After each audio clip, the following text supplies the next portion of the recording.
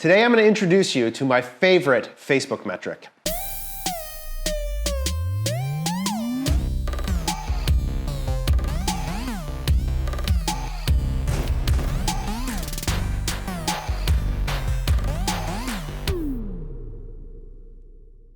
What's up, everybody? As you all know, we have a wallet business here at CTC in our 4x400 division called FC Goods. But that's not why I have my wallet out right now. I have my wallet out to explain to you what I think is the most important metric to track with Facebook advertising. It's something I like to call net dollars in your pocket. I know it sounds very sophisticated and really probably something that they're teaching in all the business schools around the country. But I just got out of a conversation, and oftentimes this content is a spillover from work that is happening here in real time with our teams that I want to bring and share in a broader platform. And I just got out of a conversation with a team who was been meeting and working with a client, and they had a Facebook success target of 2.5 to 1. And they're sitting on their metric, and they're hitting it, and the entrepreneur is unhappy because cash flow has been affected negatively. And so the team's going, wait a second, we thought we had a target, we hit it, the entrepreneur is unhappy, what are we missing? What is going on? And so what we had to walk through was an understanding of how what the entrepreneur always really wants is money. So the question that they have to explore is their ad buying strategy generating net dollars in the entrepreneur's pocket?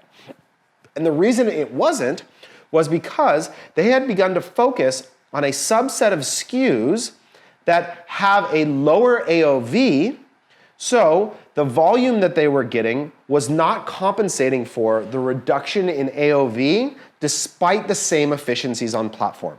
This is really, really important.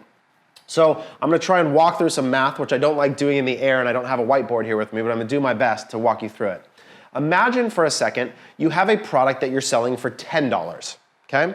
And let's pretend it has 50% margin, meaning you make $5 every time you sell the $10 item. Well, if you're getting a 2.5 to 1 ROAS, right? That means that every time you spend $1, you get 2.5. So in this case, to sell a $10 item, you would need to sell it for $4, right? So $4 is my cost per acquisition to get a 2.5 to 1 ROAS. My cost of goods is $5, and my retail value of the product or my average order value is $10. That means every time I sell that product, I make $1. So at a 2.5 to 1 with 50% margin, I make $1 for every unit I sell.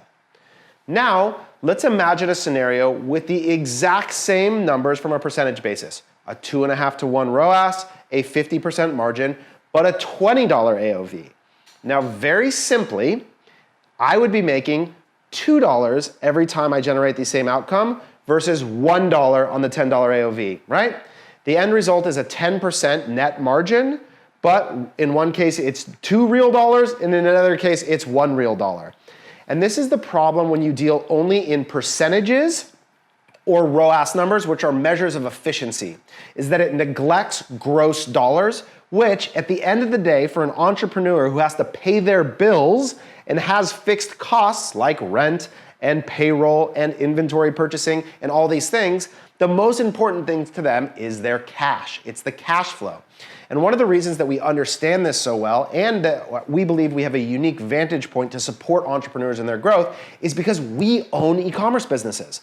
4x400, I have to literally spend a lot of my day thinking about inventory management, cash flow, purchasing, OpEx, payroll, all of these things that go into running an e-commerce business that allow us to effectively think through unit economics and paid advertising in a way that makes sense. So the feedback I was able to give to the team was simply, you are focusing on the wrong products. You need to go through the client's library. Instead of thinking about answering the question, where can I get a 2.5 to 1?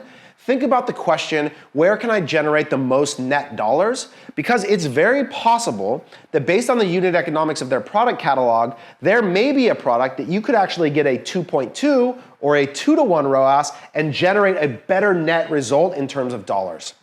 So what they had seen is that even though their efficiency on platform had been going up, the AOV had been going down, and what ended up happening was the company was making less net dollars and creating a cash flow problem.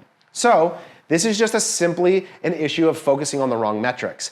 And oftentimes clients want us to just focus on ROAS, but we have to provide a more holistic view of their business because they depend on us to do that. So that's what we're here to do. So I would examine for you, this is especially true when you have a really large product catalog with a lot of different SKUs at a lot of different price points with a lot of different margin. You really have to focus on a combination of volume, margin, and cost to acquire customer to figure out the sweet spot of which products are going to generate that precious metric of more dollars in your pocket. So I would encourage you to go right now and explore that for yourself and see if there's an area where you may be able to actually take a lower ROAS and still put more money in your pocket.